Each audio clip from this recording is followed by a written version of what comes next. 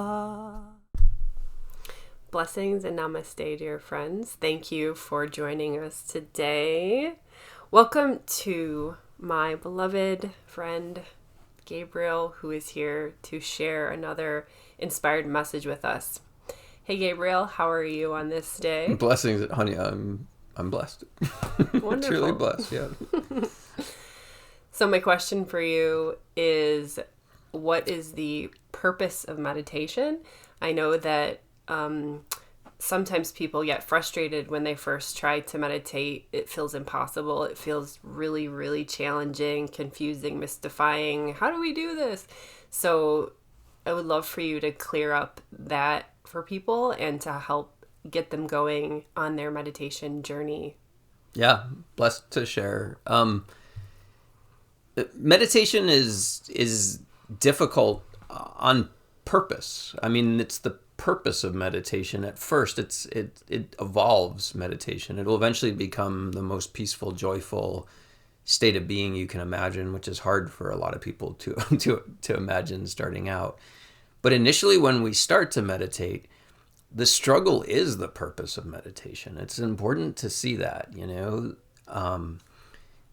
The issue we have in life, I mean, usually when we're seeking for meditation, we're caught up in anxiety in life and struggle, and we're trying to find a more peaceful way to be, or some new understanding, or we're not quite sure what, but people are guiding us to meditation as a way to stop our anxiety, to be at peace, you know. But when we sit down to meditate, it's terrible, and the whole thing is confusing, you know, and we lose interest in it pretty quickly. And first, to realize what meditation shows you, you know, when you sit to meditate, there is a voice that's constantly attacking you. You should move, you should do this, why are we doing this? This doesn't make sense, you know. Why is it that if we choose to sit somewhere, we just can't be at peace? That just makes sense. Why, if I choose to look at a beautiful flower, why can't I just be at peace? That seems like a reasonable goal in life, you know? And what we come to find in the beginning of meditation is that we have this thinking mind, the inner voice of our thinking mind, that's constantly attacking us, you know? It's helpful to know that, because a lot of the beginning of meditation is the investigation of what is the nature of my discontent. You know, it's a lab, in a sense, that we're going inward into our inner realm, and we're investigating, like, what exactly is the problem here, you know? And I think it's really, really key to realize, I don't mean for you to spend a long time in this state of being, but meditate and be like, what's the actual problem here? I'm under this constant attack by my thinking mind, you know? And so take a look at it, you know? It's saying words like, you can't do it, and you're going to fail, and this doesn't make sense, and, you know, and I won't get too much into it, but to realize that that's our voice of conditioning, you know? We're sort of born in a state of meditation, a state of peace and oneness. We don't really have a thinking mind to think there's any problems, you know? If somebody props us up and faces us towards a flower, through our blurry eyes, we see yellow, you know, without even knowing what it is, and we're at peace and in our heart. And I know that doesn't make sense for the chaos in the world and how do we navigate it, but getting back to that state of like a newborn child's mind at peace is immensely healing, for reasons we can talk about at some point. But to say, to first let meditation be an investigation into what's the nature of the actual problem here. Why is it when I'm doing something that should be joyful out on a spring day, am I feeling so awful inside? And meditation, when I stop and investigate my inner realm, it's because I have this inner voice that won't let up. It's constantly attacking me, you know, and it's important to see that. That at least lets us know what the nature of the problem is, and helps us to begin to focus our attention on how to fix the anxiety that we're feeling, you know. But what was key for me is that I started to transform the inner voice to loving myself, so that when I would meditate, instead of a voice that would arise that would say, you can't do this and this doesn't make sense, I started to actively use my inner voice, and I know it's kind of not meditation, but I'd be periods of doing what I'm about to say, and then periods of the silence, and then periods, but I'd start to use my inner voice to say to my heart, to the one who's meditating, I'm here and I love you, be at peace, you're doing a good job, I see the goodness in your heart, we're sure to succeed, And then I'd go,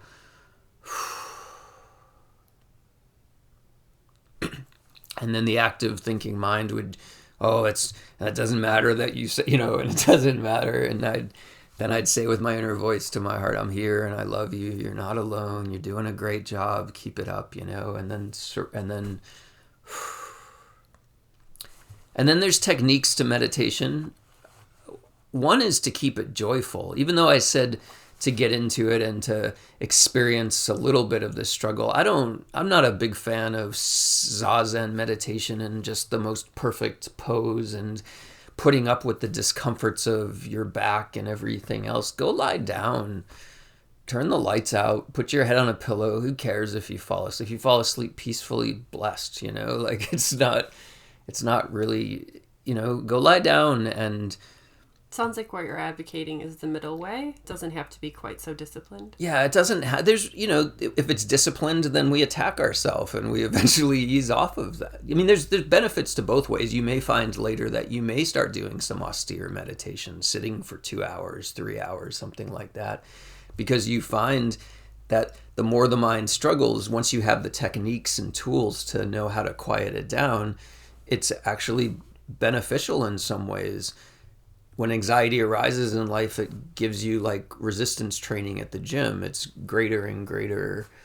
If you can quiet your mind with this thing that really seems like a struggle, then, then it's easier to quiet your mind in other places. But really what I say is go lie down in a peaceful place. This is how I tell people to begin meditation. Go lie down in a peaceful place, quiet, close your eyes, make yourself comfortable, use a pillow, that kind of thing.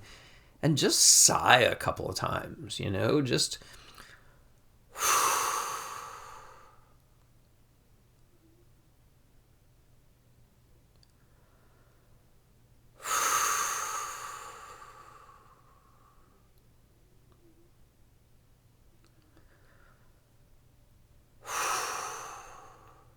just do that. Emptying with each out breath, just emptying your mind of thoughts. It's not easy. It's a practice, but even if you can just touch down, if you can empty your mind for half a second, for 1 second, if you can just touch down and note that there's a place that feels pretty peaceful when I do that, you just do that. And then you practice it a few times, and then sometime during the day you're really anxious about something and you go sit down and you think, I'm going to do that breathing thing that makes me feel peaceful. And you're like, and it doesn't fix your problems. It doesn't necessarily, but it gives you that momentary peace. It grounds you, if you will.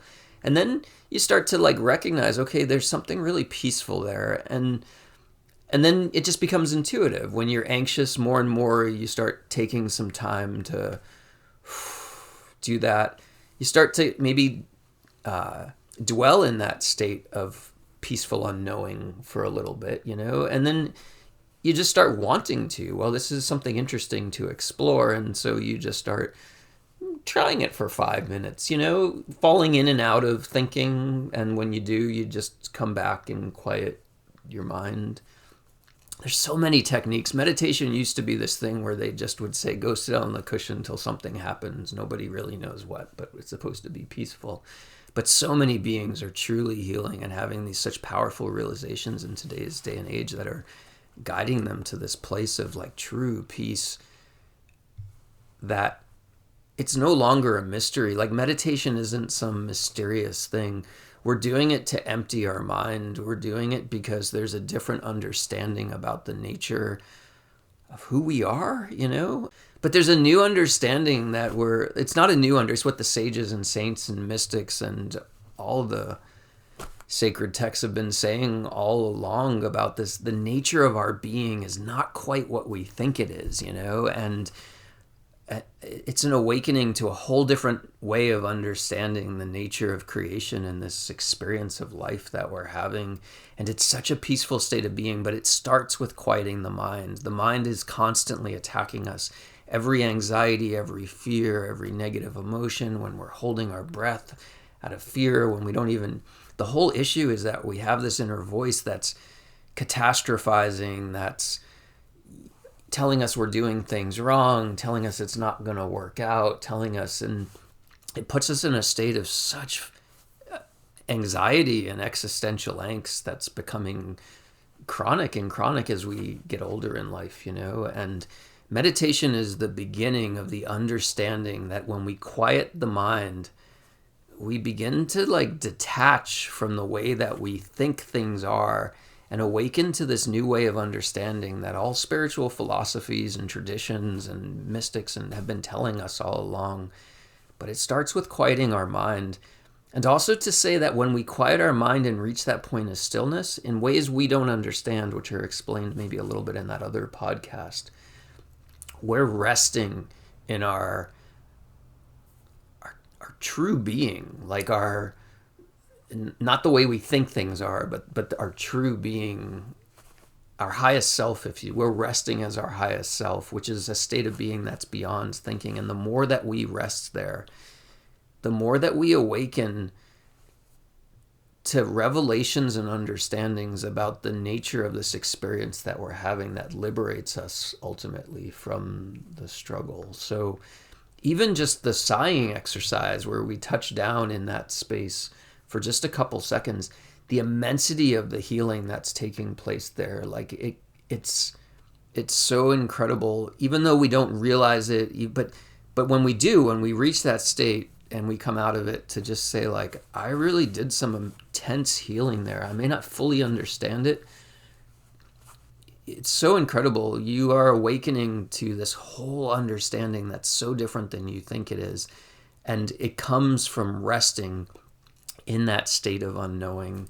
You'll find some peace there. You'll be able to sigh yourself. Eventually you may say, hey, I want to try some sitting meditation. And you may start doing that. And you may actually like a little bit that it's causing your mind to be active, because that causes you to find new ways to quiet it, It's such a beautiful, simple practice, the sighing. I think that's a great way to begin. And would it be okay if I add something to what you shared? Please, yeah. Something that I routinely share with my students is that for me, the goal of meditation is not... sometimes I find it can be anxiety provoking to people to constantly be thinking, I'm trying to clear my mind, because then if that's not happening, you kind of feel like a failure. So one thing I advise is that the goal of meditation is, this is a way you can just think of it, is to, once you realize that your mind is not quiet, to bring your attention to your heart or to just loving yourself. So that's the goal, instead of, and it may work for some people to think I am trying to quiet my mind, but for some people it can just be causing more stress. So so that would be my 2 cents added to it. Yeah. And again, that harkens back to the using the inner voice to love yourself through it, like before you go and do the sighing exercise, or if you did it for a second and you came out and your mind was struggling, to say to yourself, I love you, to take a time to use your inner voice to say to your heart, I love you. This is the same as turning awareness on our heart. We're turning our awareness back to our heart, and we're saying words of belief and trust and love for ourselves. I believe in you. I trust in you. You have what it takes. If there's peace on the other side, you're sure to find it. Those words allow us to sit in meditation really peacefully. And along with what you're saying, it's a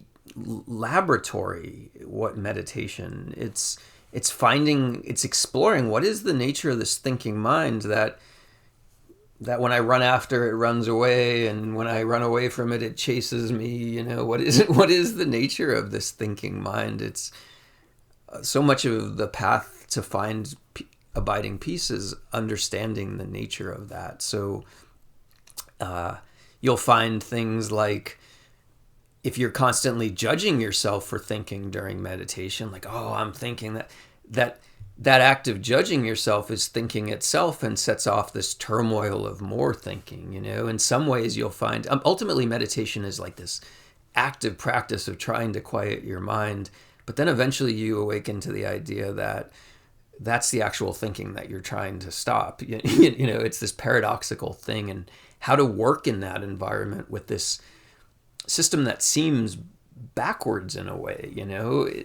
It's not intuitive. It will become it, but it's not intuitive at first. So get excited about it. Like, it's a realm of exploration. Meditation is this lab of healing that you're going inward and at first wrestling, even though it's not helpful, wrestling with the thinking mind, and then eventually learning what is the nature of the thinking mind and how to work with it. It's so key not to, if our mind is active, even if we're sitting on the cushion, we mean to do it for 10 minutes, and 7 minutes in, our mind hasn't been quiet for a quarter second. It's just been screaming at us the whole time, Not to judge ourselves, not to say, oh, this is terrible, you're not any good at this, you're never going to succeed.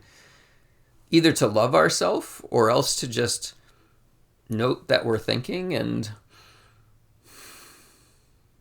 sigh, just breathe into the nothingness, just return. But judging ourselves, criticizing ourselves, it's natural not to criticize ourselves for criticizing ourselves, just to stop. I love what you said about get excited about meditation. I feel the same way. I think that in our society, most of us are not encouraged to actually question the nature of our own mind, which seems crazy to me, that we go through like how many years of schooling and that is never like brought up, when what we are is just our what we appear to be is our mind. Why wouldn't we question what that is? But so when we meditate, we're going into, for the most part, like vastly uncharted territory. So it's like an adventure for sure. Yeah, I mean, and just to think about it, like, why is it that on a beautiful spring day, the clouds, the birds are out singing in the fall, and the flowers are blooming. Why can't I look at a flower and be at peace? Why does my mind go to worrying about to-do lists and what that person did that time and how I'm going to do this? Why can't I just be at peace looking at the flower? And meditation is an investigation, ultimately, not just with the goal.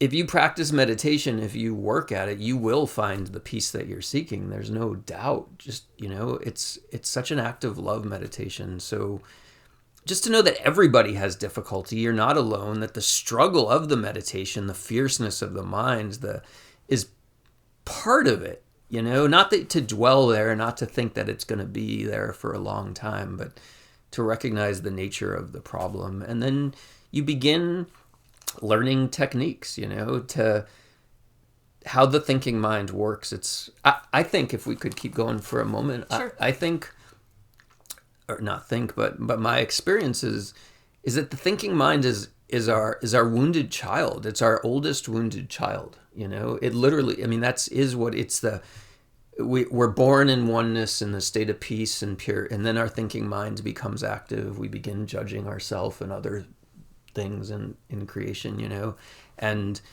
we start becoming anxious, and